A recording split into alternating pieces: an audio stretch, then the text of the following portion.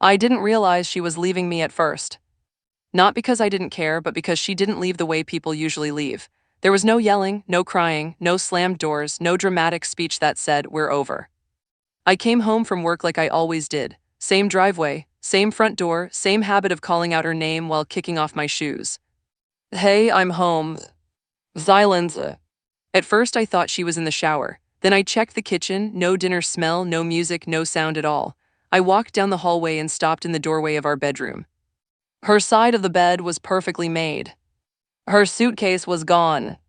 And on my pillow, there was a folded piece of paper. It wasn't long, it didn't need to be. "I'm leaving for a week, don't contact me. Maybe now you'll understand what it feels like when you don't listen." My stomach dropped so fast it felt like I'd missed a step on the stairs. She didn't disappear because she was scared. She disappeared to punish me. Before I continue, quick favor, subscribe. Real stories like this hit hard because they happen every day in quiet homes to people who thought they were fine. If you've ever felt ignored, tested, or emotionally manipulated, you'll want to hear how this ends. My wife and I had been married for 11 years. We weren't a messy couple. We didn't throw insults or scream across rooms. Our problems were the kind that hide behind "we're fine." From the outside, we looked stable, comfortable, mature. But inside, we had been drifting for a long time. Not because either of us stopped loving the other. It was worse than that, we stopped noticing. I work a demanding job. Long hours, late meetings, constant pressure. At first it was temporary, just until the next promotion, just until things calmed down. The problem is, things never calm down when you keep giving them permission not to. My wife, on the other hand, built her life around our home. She handled the schedule, the groceries, the appointments, the invisible tasks that no one applauds. And because she did it so well, I treated it like background noise. It was like living with someone who quietly holds up the roof until one day they stop and the whole house collapses. A few days before she disappeared, we had a fight. Not a screaming fight, a sharp one, the kind where every sentence is controlled but every word stings. I had promised to be home for dinner with her. Not a special occasion, just dinner, but she had planned it like it mattered. Candles, food she knew I liked. One of those small efforts that says, "Look at me, choose me." And of course, I was late, again. By the time I walked in, the food was cold, and she was sitting at the table alone like someone waiting at a bus stop for a ride that never comes. She didn't shout. She just said, "I don't even recognize my own marriage anymore." I remember rolling my eyes like an idiot. I said the line every busy man says when he's losing his home without realizing it. "I'm doing this for us." She stood up slowly and said, "No, you're doing it for you. I just live in the shadow of it." Then she walked away, leaving the plate on the table untouched. That night we barely spoke. The next morning she was normal, too normal. She kissed me, asked about my day, reminded me about something on the calendar, like the fight never happened. Now I know that kind of calm usually means someone has already made a decision. When I read her note, my first feeling wasn't rage. It was panic. The note said, "Don't contact me," but my hands were moving before my brain caught up. I called her phone, straight to voicemail. I texted, no reply. I called again. Nothing. I paced the house like a man looking for his own life. I checked the closet again as if I'd imagined it. I went into the bathroom and saw her toothbrush missing, her perfume, little signs that made it real. For the first time in my marriage, I didn't know where my wife was. And that's a terrifying feeling. By the second day, panic turned into anger. Not at her leaving, but at how she left. This wasn't a conversation, it wasn't an agreement, it was punishment, a planned disappearance designed to make me suffer. I kept imagining her somewhere safe, sipping coffee, checking her phone, enjoying the power of knowing I was losing my mind. And that realization made something in me harden. By day 3, I stopped calling. Not because I didn't care, but because I realized something important.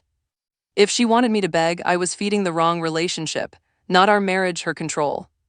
That's when I decided to do something she wasn't expecting. I stopped chasing. Instead, I started living like a man who was preparing for a future either way. I cleaned the house, not man cleaning where you wipe one counter and feel proud.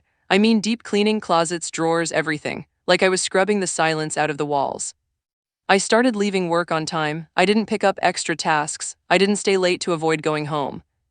I cooked for myself, real meals, not microwave junk eaten standing over the sink. Then I did something I hadn't done in years. I made an appointment with a therapist. Not because I wanted to fix her, not because I wanted a plan to win her back, Because I realized, maybe the bigger issue was that I had become the kind of man whose wife felt the need to disappear from. And I needed to face that. Each night I wrote down what I was feeling, not about her, about me. I wrote the truth I had avoided. I had treated love like a guarantee. I had treated her needs like interruptions. I had assumed she'd always be there. And I had confused providing with presence. But I also wrote another truth. Punishment isn't love. Disappearing to control someone isn't communication. And even if I had mistakes, I didn't deserve emotional manipulation. That was the week I found my spine again. On day 6, she finally texted. No apology, no explanation. Just, do you miss me? I stared at that message for a long time. That question wasn't romantic, it wasn't caring. It was a test. It was her asking, did this work, did I break you enough? So I replied calmly, I'm thinking. A few minutes later, what does that mean? I didn't respond. The next day, she came home. I heard the door open. I heard her suitcase roll across the floor. I didn't run to greet her. I didn't rush into the hallway like an abandoned puppy. I kept doing what I was doing, making coffee. She walked into the kitchen expecting tears. Instead, she found calm. She blinked like she didn't recognize me, like she had pictured a different scene 100 times and none of them looked like this. She said, so you don't care that I was gone? I turned and looked at her. I cared, I said, a lot the first 2 days. Her face tightened. And then she asked. Then I realized this wasn't about space. This was about punishment. She slammed her hand down on the counter. You don't listen, I had to do something. I nodded slowly. And did it work? Do you feel closer to me now? That question stopped her. Because deep down she knew the answer. She didn't leave to heal, she left to win. And the problem with trying to win in a marriage is that when one person wins, both people lose. She started crying. She said she felt invisible. She said she wanted me to feel what she felt. She said she wanted me to chase her, prove I cared. I listened. Then I told her something I never thought I'd have the courage to say. I'm willing to fix what I've broken, I said, but I'm not going to live in a marriage where you disappear to control me. She wiped her face and whispered, I didn't mean to control you. I said that's exactly what it was. You didn't ask for change, you demanded it through fear. Silence sat between us. Then I said the line that changed the entire dynamic. If you ever do this again, vanish without a real conversation, I won't chase you. I'll assume you've chosen to leave. Her eyes widened, not anger. Fear. Because suddenly she realized she didn't have the power she thought she had. That week wasn't punishment for me anymore. It became a warning for her. We talked for hours that night, not fighting, talking, like two people finally realizing how close they came to destroying something they still wanted. We agreed to counseling, not as a rescue mission, as a reset. I promised to be more present, to stop treating love like background noise. But she also promised something. No more tests, no more disappearances, no more punishment. Because love isn't supposed to feel like a trap. And marriage isn't supposed to feel like survival. She left to punish me.